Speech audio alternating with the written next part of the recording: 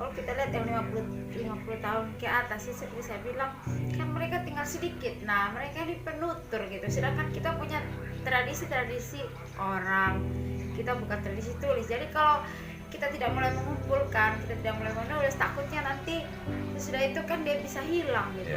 Sekarang aja mereka juga ada beberapa hal yang mereka juga sudah tidak tahu gitu.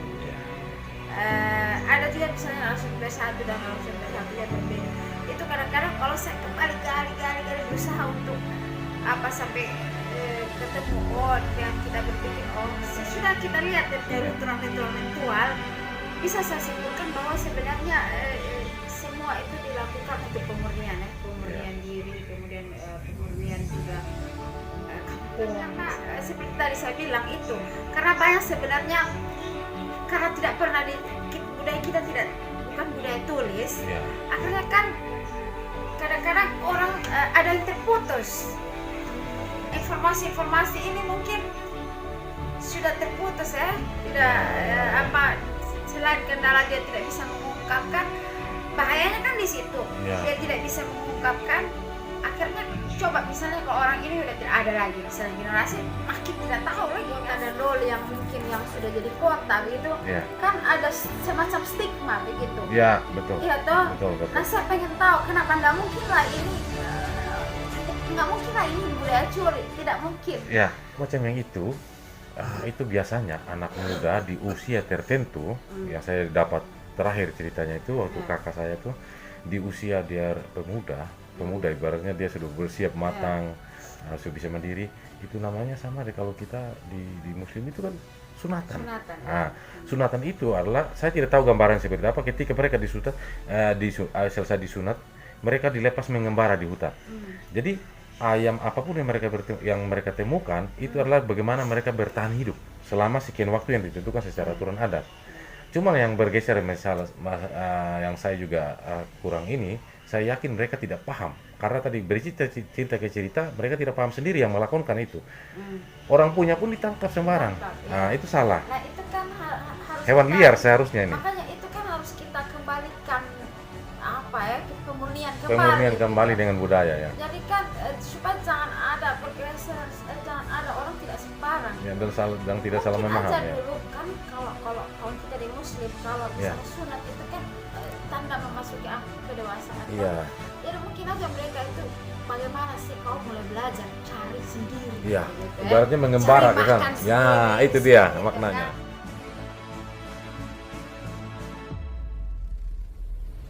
Mengetahui saya saat ini kan cuma segelintir orang tertentu. Kemudian dia mengutarakannya juga di cuma pas ritual tertentu.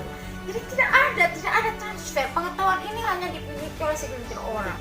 Disitulah terjadi degradasi nilai. Kenapa kita bilang orang misalnya kalau ritual itu sebenarnya kan seperti sembahyang mereka sebenarnya ritual. Keagamaan lah di situ sebenarnya, dia kan ada ritual penyembahan dan segala macam, harusnya kan dia sakral. Tetapi kok ada yang mabuk-mabukan di situ, ada yang maksudnya suasananya tidak hikmat. Iya kan, tidak hikmat gitu. Kenapa? Dan bukan umumnya orang anak-anak muda di situ sendiri juga yang bikin keonaran gitu. Ya kan. Kalau saya melihat masalahnya itu tadi, karena mereka tidak mengerti apa sebenarnya substansinya ini, tidak ada transfer pengetahuan itu. Kayak kita misalnya kalau misalnya kita anak-anak Kristen misalnya ada sekolah minggu, ada apa yang mereka mengajarkan tentang nilai-nilai, kemudian kita juga mungkin yang dulu kalau kita dapat itu. Nah sekarang ini yang tidak ada gitu loh, apalagi dan hilangnya ini macam paneka dan segala macam. Nah mungkin kita bisa angkat itu seperti itu, kita angkat kembali itu Sampai kalau di paneka itu kan siapa saja yang memiliki pengetahuan kan boleh bercerita. Tidak harus apa. Nah mungkin ini kan bisa. Nah Adi mungkin yang punya sekolah warna bisa dari situ. Maksudnya kita himpun misalnya kebijakan lama, cita-cita lama, terus nilai-nilai apa yang kita transfer. Saya juga berbagai macam cara, dan mungkin perlu juga nanti kita kumpul-kumpul. Bisa saya dari dinas, bisa saja kita mau kolaborasi, kita bikin buku misalnya, tapi yang formatnya anak, yang formatnya anak, tinggal turun cari simpel data dan semua segala macam, jadi mereka baca juga simpel gitu. Kan kita bisa bagi di sekolah misalnya. Jadi itu untuk karena saya lihat kalau kebudayaan ini sebenarnya juga kan kita percaya diri gitu loh, kita bisa. Jadi maksudnya dengan kita mengenal budaya kita sendiri itu mempunyai pengaruh bahwa kita percaya diri dan bangga dengan budaya kita sendiri. Iya, kita itu juga banyak sebenarnya kok kebudayaan. Kalau kita belajar kan misalnya apa sih pentingnya misalnya budaya, misalnya warekat persatuan, ya kita ini kan kita merasa memiliki sesuatu yang sama, keterikatan yang sama dalam satu warisan budaya gitu.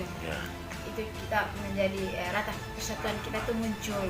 Kemudian kita juga ya jati diri kita sebagai orang Sumba apa gitu. Kemudian itu tadi, ternyata nenek moyang saya dulu itu mereka dari segi teknologi aja, misalnya mereka bisa bikin rumah misalnya, mereka bisa bikin batu kubur, mereka bisa bikin segala macam, berarti mereka sudah menguasai teknologi di zamannya.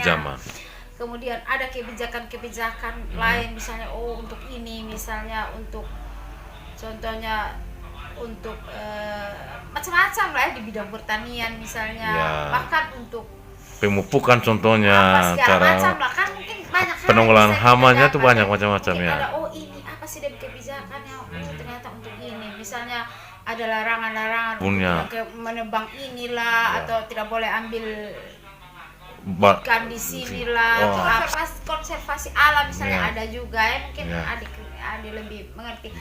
Nah kalau kita itu berarti kan ada kebanggaan, terus kemudian ada bukan sekedar kebanggaan ya, kebanggaan kemudian ada rasa percaya diri bahwa kita sebenarnya tidak kalah juga dengan orang lain. Ya tahu peradaban dulu kita tidak kalah dengan peradaban orang lain gitu loh. Kita juga kita percaya diri, kita memang mungkin di pelosok tapi kita juga percaya diri gitu. Jadi dan itu kan berarti kita juga punya kemauan lagi untuk bisa berkembang.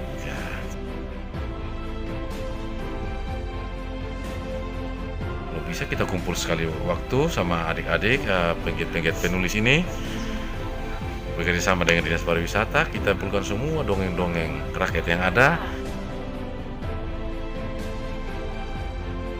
Iya, jadi terlepas dari segala macam mungkin yang kita mau bikin program ini, dan yang tak kalah penting maksud saya mungkin kapan saja, di mana saja, tidak harus kita nunggu ini saya butuh ini untuk mungkin program ini, tanpa ada tujuan pun.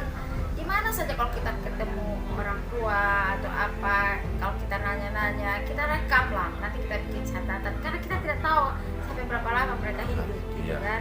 Satu waktu mereka udah tidak ada, mereka bawalah semua pengetahuan gitu. Jadi kalau di mana aja, kalau ada punya waktu teringat, kita tanyalah, ini dulu seperti apa, ini dulu seperti apa. Mungkin kalau kita ingat juga, kita bikin list pertanyaan, mungkin ini sampai nanya. Jadi pas begitu ketemu, kita udah tahu apa kita pengen tanya gitu. Nah, kita tanya, kita rekam. Nah, nanti kalau kita punya waktu, mungkin hasil rekamannya kita bisa buat catat gitu. Ya, nanti kan kita bisa kompilasi dan teman-teman yang lain. Nanti terus kemudian kita percayakan siapa yang mungkin yang bisa bikin tulisan, dia nulis dulu gitu. Sesudah dia nulis, kita diskusikan lagi. Kita diskusikan lagi, mana kurang, kemudian kita kita telusuri lagi. Bisa juga kita sinkronkan dulu, baru kita bukukan. Yang penting, tapi maksud saya catatan itu kita punya dulu. Nanti kita mau apakan nanti kita diskusikan lagi. Tapi yang penting ini kita selamatkan dulu. Kita selamatkan dulu informasi ini. Karena sudah itu ya udah tidak. Siap. Terima kasih.